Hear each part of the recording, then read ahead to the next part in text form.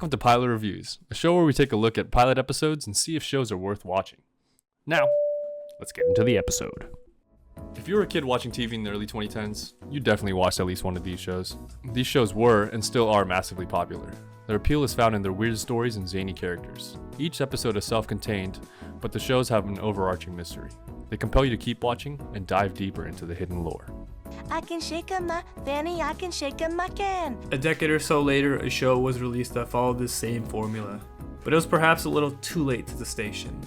Everyone loved to talk about Adventure Time and the like, but nobody really seems to talk about Infinity Train. This story is about Tulip, an ordinary girl who lives in the Midwest and enjoys coding. She's having a rough time at home because of her parents' recent divorce, and she's processing it like you'd expect a kid would. Not very good. It's made even worse by her parents being unable to take her to Oshkosh, the game design camp. Out of frustration, she runs away from home and chooses to walk all the way there. But then a mysterious train with glowing green lights appears before her, and it happens to be going exactly where she's headed. Oh, well that's lucky. A lot of kids' shows have dumbed down writing, but this show, it doesn't talk down to its audience. Tulip's argument with her mom is rough to watch. The argument kicks off her journey and is presented in a way that doesn't feel forced.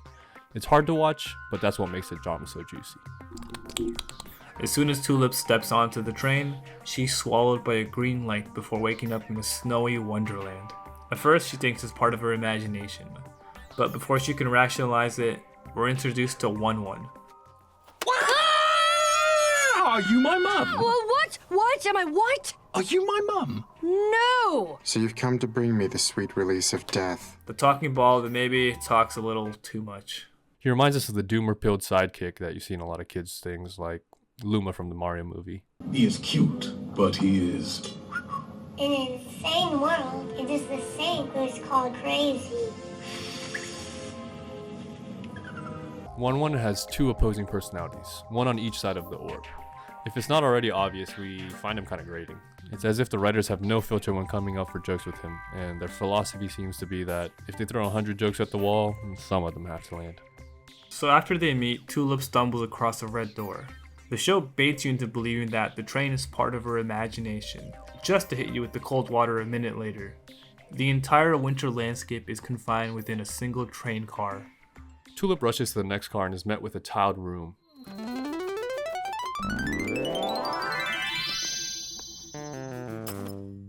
And after making some pixel art, she takes off her glove to reveal a glowing number on her hand. Before she can question it further, the train comes to a screeching halt. She sprints out the other end of the car and finds herself in a Mad Max scene. Okay.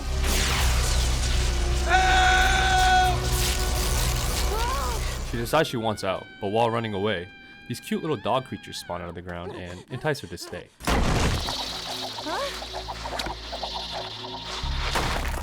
I found these stray dogs and decided to spend a day with them. First, we went on a little jog.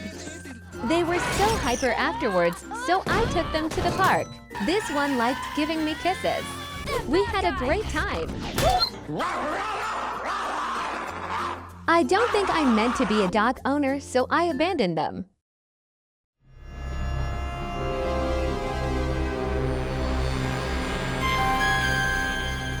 Getting off this train. So, how does the episode work as a pilot? It works really well in establishing its characters, its plot, and its tone. The main character, Tulip, is smart, resilient, and curious, but she's also just a kid. She doesn't understand the gravity of her situation until shit hits the fan. The story is one that has been told many times before. A character gets lost in a strange foreign land and has to make their way home. But what makes it stand out is its unique premise. She's on a train with seemingly never-ending cars, each containing their own mystery. The rules of the real world obviously don't apply here, and the show isn't going to list those rules for you. The world has a sense that it's not revolving around their cast. What really brings it home is the jarring tone. We jump back and forth between the real and the magical, between the whimsical and the dark.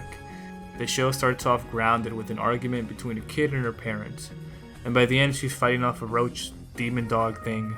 The vastness of the world is unsettling and further shows how small and alone Tulip is.